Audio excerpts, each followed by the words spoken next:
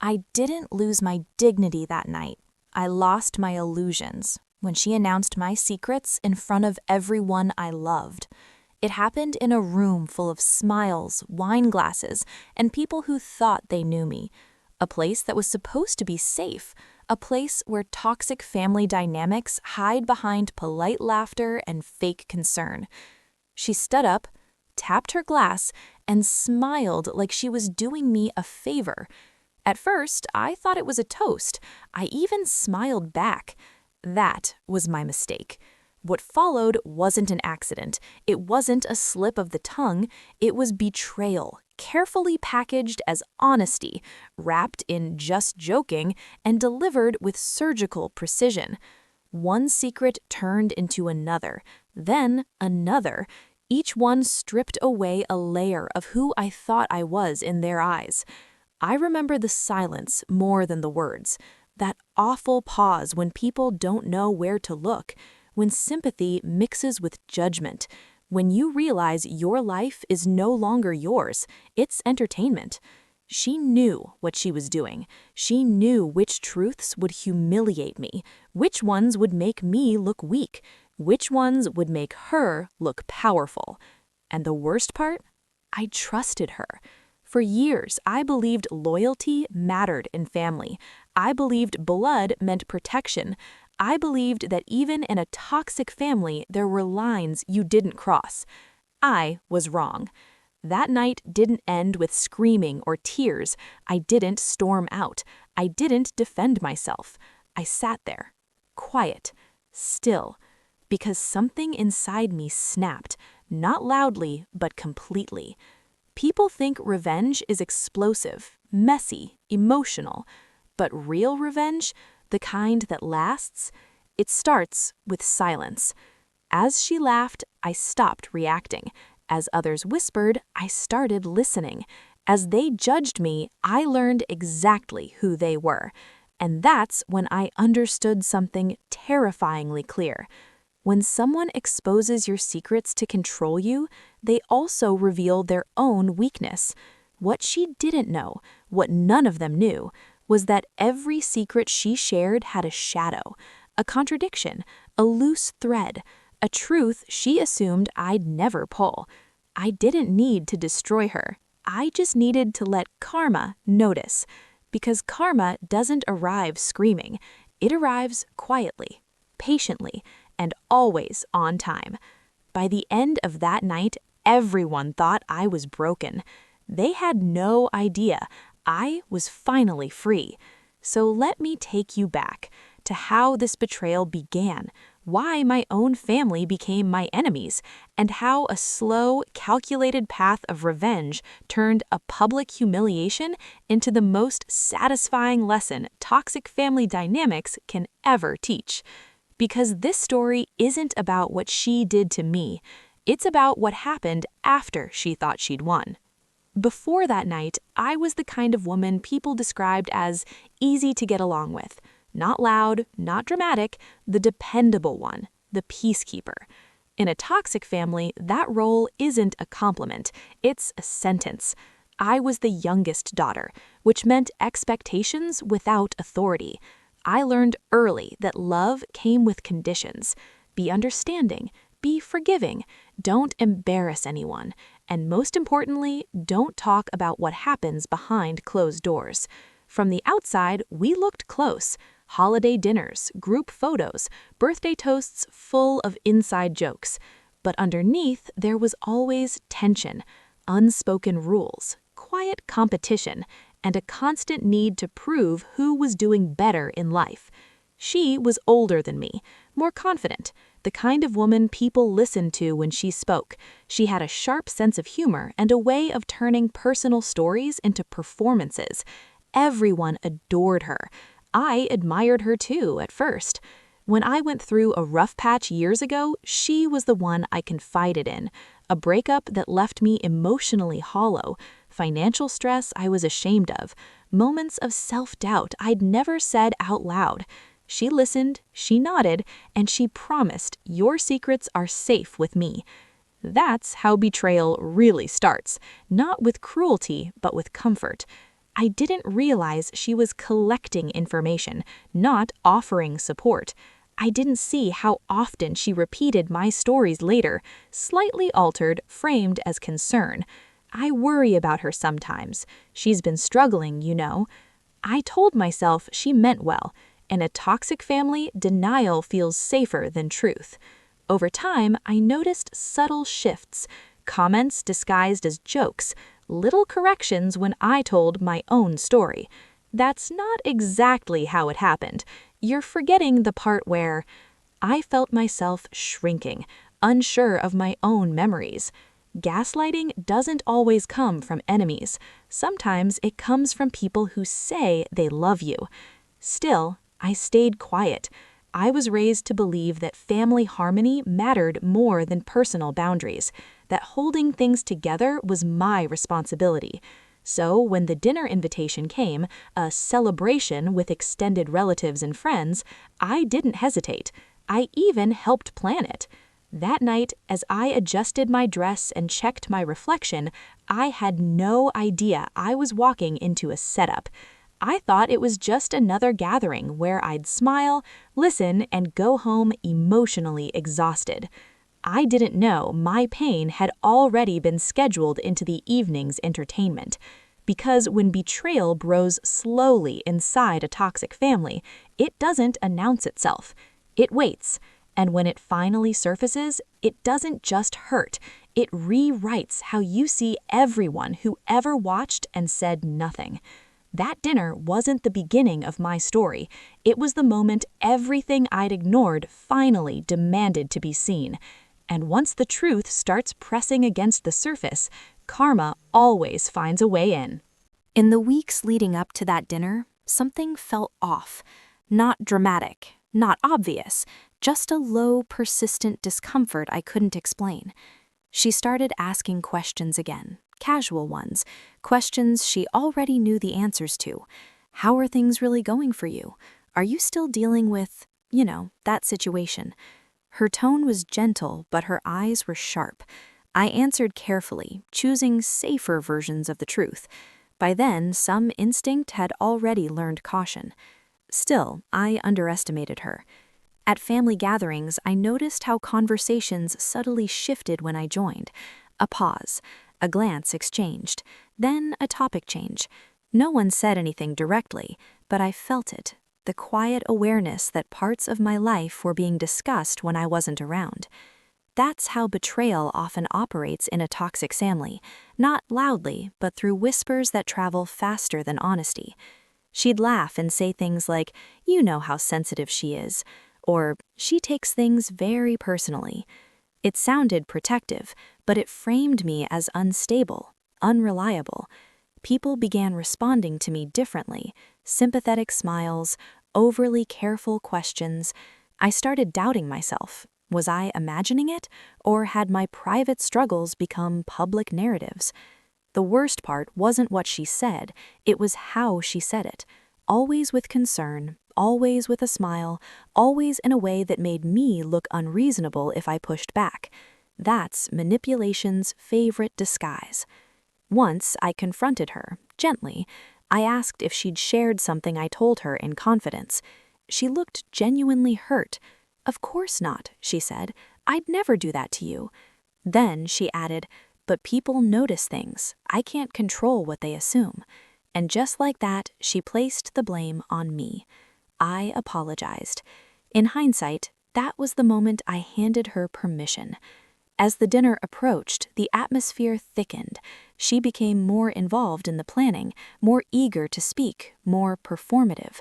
I remember watching her laugh across the table during a small lunch a few days before. The way she scanned the room before telling a story, the way she paused for effect. That's when it hit me. She wasn't just sharing stories, she was rehearsing. I felt a knot form in my chest. Not fear exactly, something colder. Instinct told me to cancel, to avoid the gathering altogether, but years of conditioning whispered louder. Don't cause trouble, don't be dramatic, don't make it awkward. So I went. What I didn't know was that my silence had already shaped the narrative. She had framed me long before I had any chance to speak. And when betrayal is layered with charm and reinforced by a toxic family that values appearances over truth, the stage is already set. I walked into that dinner unaware that I wasn't a guest. I was the main event.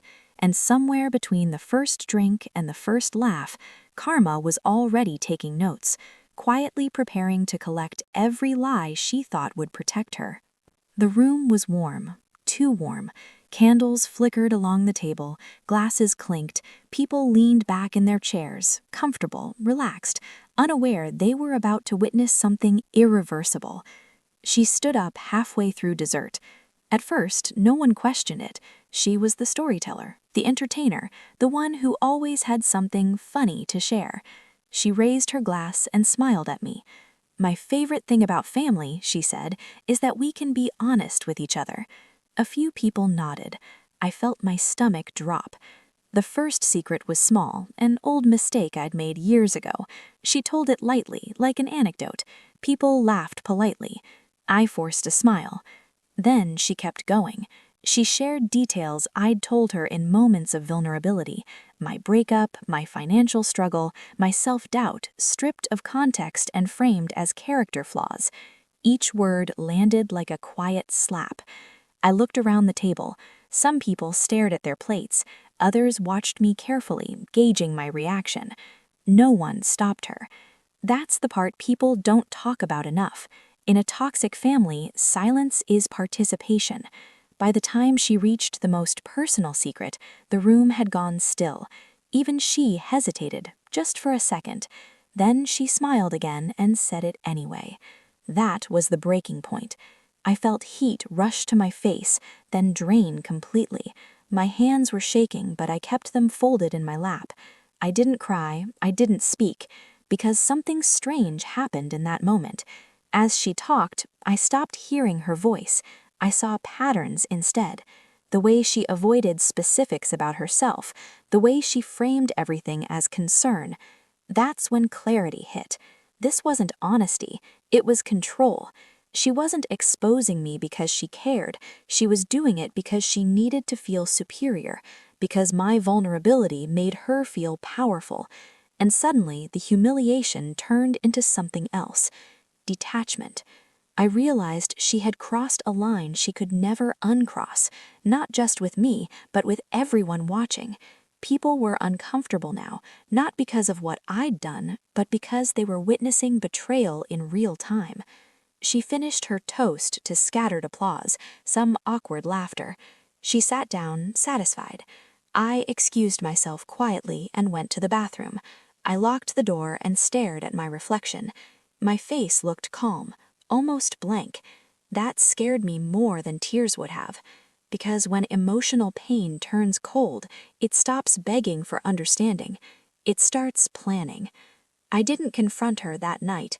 I didn't defend myself. I didn't expose her secrets in return. That would have been easy. Instead, I did something far more dangerous. I watched, I listened, and I remembered everything. Because revenge doesn't begin with anger. It begins with awareness. And as I returned to the table, smiling politely while my toxic family avoided my eyes, I understood something they didn't. They thought the story was over. But that dinner wasn't the climax. It was the invitation. And somewhere deep beneath the surface, karma was officially triggered. After that night, I disappeared. Not physically, but emotionally. I still showed up, still answered messages, still smiled at family gatherings, but I stopped explaining myself.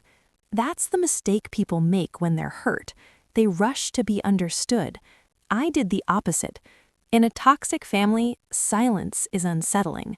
It removes the leverage manipulators rely on. She noticed immediately. She checked in with me more often. Too often. Long messages wrapped in concern. "Are you okay? I feel like you're distant. I hope you're not upset with me." I responded kindly, briefly, without emotion. That's when the balance shifted. Because manipulators need reaction the way fire needs oxygen, and I had taken it away. Instead of defending myself, I started observing patterns I'd ignored for years. How she exaggerated stories, how she positioned herself as the responsible one, how she subtly blamed others for her own chaos. I didn't confront her, I documented conversations, contradictions, timelines that didn't add up, not to expose her, not yet, but to understand the structure of her lies. That's when I realized something important. Her power came from controlling narratives. She thrived in a toxic family because no one compared notes. So I let her keep talking. I let her repeat herself, let her embellish, and slowly, without pushing, I began asking gentle questions in front of others. Nothing accusatory, just curiosity. "Oh, I thought you said that happened last year. Didn't you mention a different reason before?" She laughed them off at first, but the cracks were forming. People began noticing inconsistencies, small ones, the kind that make you tilt your head and think, wait. I never corrected her directly. I just allowed space for truth to surface on its own. Meanwhile, I rebuilt myself quietly. I stopped sharing personal details, stopped seeking validation, stopped trying to prove I wasn't who she'd painted me to be. That was the hardest part, because when someone betrays you publicly, your instinct is to clean up the mess they made of your image. But real revenge isn't about restoring your reputation, it's about removing their ability to damage it again. I focused on stability, on consistency, on becoming boring in the best possible way, reliable, calm, predictable. People trust what doesn't fluctuate, and slowly the whispers about me faded, not because I defended myself, but because her stories no longer matched reality. She, on the other hand, began unraveling. Her need for attention grew louder, her stories grew bigger, her tone sharpened, and that's how karma works. It doesn't strike immediately. It gives people enough rope and waits. I never once said her name in anger, never retaliated, never exposed her secrets. I simply stepped aside and let her face the consequences of her own voice.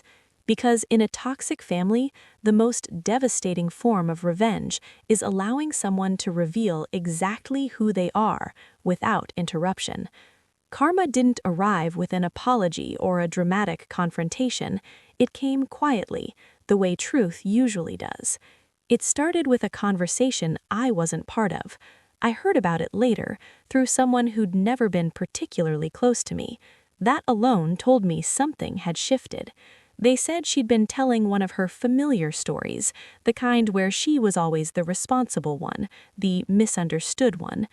Halfway through, someone interrupted. "That's not how you told it last time." There was a pause. She laughed it off at first, but the cracks were done. Once people notice inconsistency, they can't unsee it. From there, everything unraveled slowly. People began comparing versions, not because I encouraged it, but because confusion invites clarification, and suddenly her certainty started working against her. In a toxic family, credibility is currency. She had spent years borrowing against it. Now the debt was due. At another gathering, someone gently challenged her framing of an event that involved me. Nothing aggressive, just a quiet correction. I remember that differently. The room shifted, not dramatically, but enough. She looked around, searching for support. It didn't come. That was the moment she realized she'd lost control of the narrative. And here's the thing she never anticipated. I wasn't defending myself. I wasn't reacting. I wasn't even involved. People were reevaluating her on their own. That's real karma. Because when betrayal is exposed without retaliation, it forces everyone to confront their own complicity. Suddenly, her concern felt invasive, her jokes felt sharp, her stories felt self-serving. She became careful, quieter, watchful, and that's when she reached out to me directly. She wanted to clear the air, to talk things through. I declined politely. not out of spite, but because closure with manipulators is just another stage for control. The most painful consequence wasn't public embarrassment, it was isolation. People still spoke to her, but differently. Less trust, more distance. She hadn't been punished, she had been understood, and that understanding spread faster than any rumor. As for me, my life didn't suddenly become perfect, but it became peaceful. The label she'd tried to give me no longer fit because my behavior had quietly contradicted it for months. That's the irony of revenge done right. You don't need to prove someone wrong. You just need to live in a way that makes their lies impossible to sustain. In the end, karma didn't choose sides. It simply removed the masks. And once the masks were gone, everyone could see what I'd learned too late. In a toxic family, the loudest storyteller is often the one hiding the most. When everything finally settled, I expected to feel victorious. I didn't.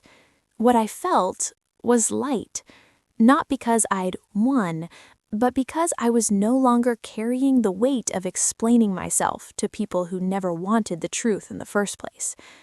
That's the part no one prepares you for after betrayal.